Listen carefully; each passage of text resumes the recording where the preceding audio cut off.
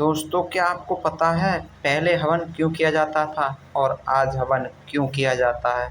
आओ जानते हैं इस हवन की प्राचीन कहानी को। बने रहें हमारे चैनल सत्य और धार्मिक पर। हमारे चैनल पर नए हैं तो सब्सक्राइब कर लें और इस कहानी को पूरा सुनें कि हवन पहले क्यों किया जाता था। चलो कहानी को शुरू करते हैं। प्राचीन काल में एक बहुत बड़ा राज्य था। उस राज्य में धन की निरंतर कमी बनी रहती थी। राज्य में कोई श्रेष्ठ राजा तो नहीं था। वहाँ पर छोटे मोटे जमींदार और अपने स्तर पर राज करते थे। राज्य के अंदर आने वाले सभी कामों की व्यवस्था निरंतर बदतर से बुरी से बुरी होती जा रही थी। गरीबों की वजह से लोगों को दैनिक जीवन में समस्याएं उत्पन्न होने लगीं।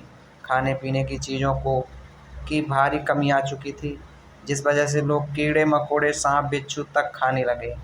एक रात तक बुजुर्ग सड़क पर तड़प रहा था। रास्ते में दो व्यक्ति गुजरे हुए उसे देख लेते हैं। वह तुरंत उसकी मदद के लिए उसके पास पहुंच जाते हैं, लेकिन जैसे ही वह उसे हाथ लगाते हैं दोनों ही उसी तरह तड़पने लगते हैं और देखते देखते ही कुछ घंटों में उनकी दर्दनाक मौत हो जाती है।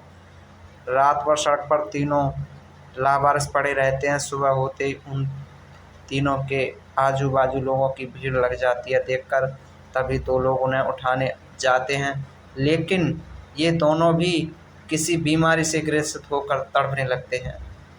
उन मरे हुए व्यक्तियों से उनके बीमारी उन दोनों व्यक्तियों पर लग जाती है जो उठाने जाते हैं। राज्य में एक अनजान महामारी ने अपना कदम रख दिया। दोनों को तड़प कर मरते देख किसी की हिम्मत उनके पास जाने की नहीं होती। सभी लोग घबराकर इधर उधर भागने लगते हैं।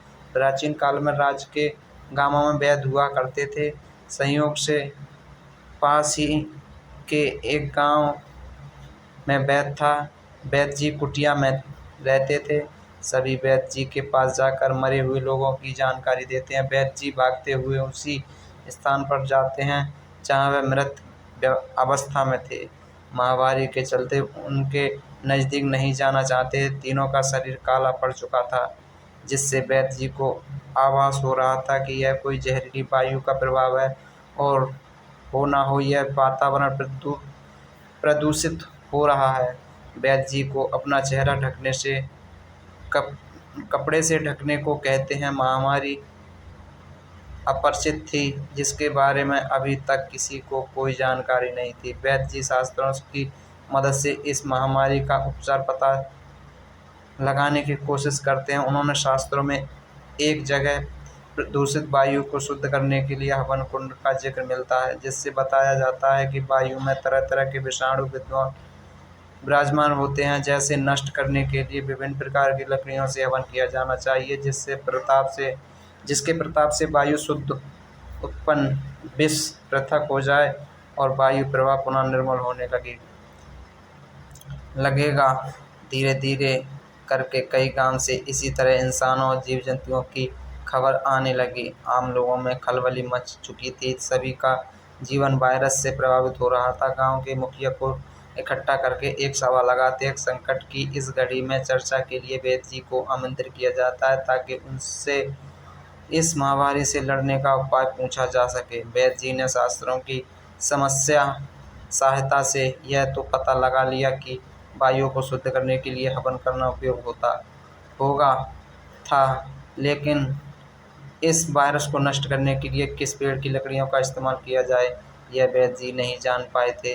वैद्य जी के सामने बड़ी दुविधा थी। अभी उन्होंने संपूर्ण जानकारी नहीं थी उन्हें, इसीलिए वह गांव के मुखिया से खुलकर सब कुछ कह देते हैं। सभी सोच में पड़ जाते हैं। अचानक गांव के मुखिया वैद्य जी से कहते हैं, क्यों ना हम हवन कुंड से इस्तेमाल की जाने वाली सभी लकड़ियों का एक समूह बनाकर हवन करें। वैद्य जी को मुखिया की यह सलाह अच्छी लगती है और वह शास्त्रों में बताई गई सभी लकड़ियों को लाने का कार्य गांव वालों को सौंप देते हैं। कुछ लकड़ियां तो आसानी से प्राप्त हो जाती हैं, लेकिन कुछ ऐसी दुर्लभ लकड़ियां भी जिन्हें प्राप्त करने के लिए पहाड़ की ऊंचाइयों तक जाना पड़ेगा, जिसके लिए वह समय लगेगा। तभी वैद्य जी को एक विचार आया, यदि पहाड़ के ऊपर जाकर हवन किया जाए तो आसपास के सारे गांव की जलवायु शुद्ध हो जाएगी, जिससे और भी अतिशीघ्र समस्या का समाधान होगा। वैद्य जी मुखिया से कहते हैं हम पहाड़ी के ऊपर सबको लेकर चलें और वहीं हवन कुंड की स्थापना करके हवन कराएंगे। पूरे राज्य की जलवायु शुद्ध की जा सकती है। यह बात सुनकर सभी के चेहरे में सकारात्मक आ जाती है। मुखिया तुरंत सभी से अपनी बैलगाड़ी तैयार करने को कहते हैं ताकि बच्चों और बुजुर्गों को भी पहाड़ी के ऊपर ले जाया जा सके।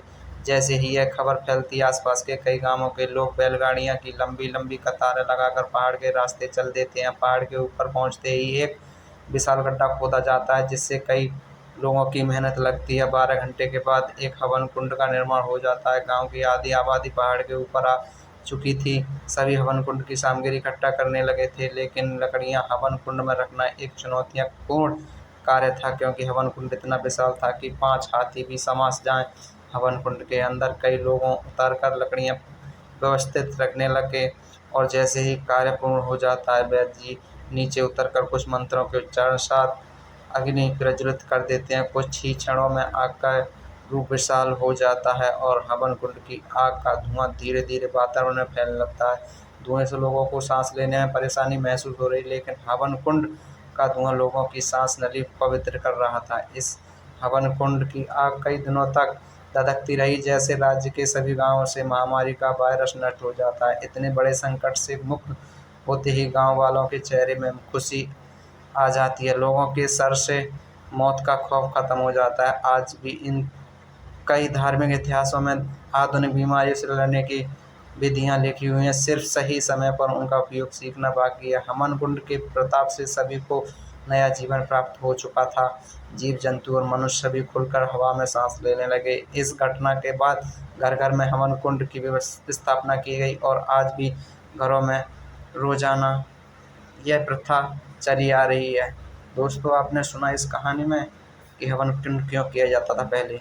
जलवायु को शुद्ध करने के लिए, वायरस को नष्ट करने के लिए हवन किया जाता था। और आज देवी देवताओं को प्रसन्न करने के लिए, भूतों को लिए और कोई रूठा हुआ देव को मनाने के लिए, इसलिए हवन किया जाता है। मतलब जलवायु शुद्ध होने के लिए नहीं। तो दोस्तों, आज की यह थी कहानी। बने रहे हमारे चैनल सत्य और धार्मिक पर। आप पहली बार इस कहानी को सुन रहे हैं हमारे चैनल पर, तो सब्सक्राइब कर लें, बेल आइकन दबा लें, और हमारा भी हौसला बढ़ेगा। हम आपको हर रोज़ एक एक नई कहानी को लेकर आते रहेंगे।